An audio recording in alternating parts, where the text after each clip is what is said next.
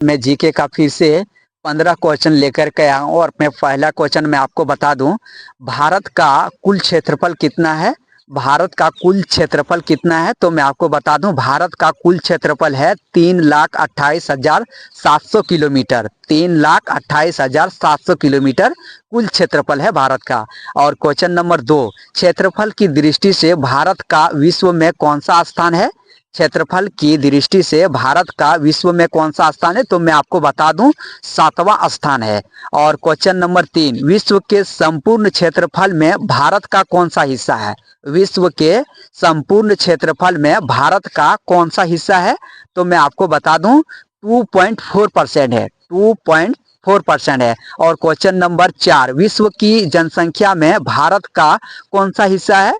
विश्व की जनसंख्या में भारत का कौन सा हिस्सा है तो मैं आपको बता दूं, 17.5% हिस्सा है।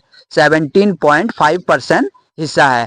और क्वेश्चन नंबर 5, जनसंख्या की दृष्टि से भारत का विश्व में कौन सा स्थान है? जनसंख्या की दृष्टि से भारत का विश्व में कौन सा स्थान है तो मैं आपको बता दूं, दूसरा स्थान है। कौन सा स्थान है? दूसरा स्थान है जनसंख्या की दृष्टि से। और क्वेश्चन नंबर 6, भारत की तट रेखा की लंबाई कितनी है? भारत की तट रेखा की लंबाई कितनी है तो 7,516 किमी है। कितना है? 7,516 किमी है। और क्वेश्चन नंबर 8, भारत के कितने राज्यों से कर्क रेखा गुजरती है?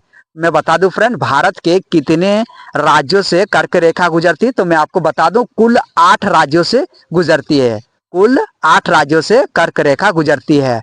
और क्वेश्चन नंबर 9, भारत की मानक समय रेखा कितने राज्यों से है?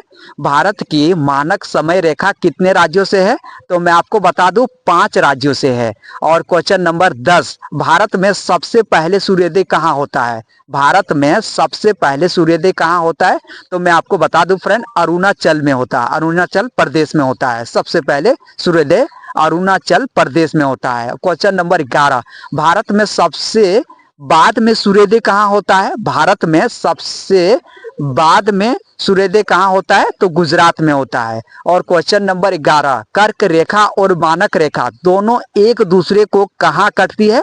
कर्क रेखा और मानक रेखा रेखा दोनों एक दूसरे को कहाँ काटती है तो मैं आपको बता दूं, छत्तीसगढ़।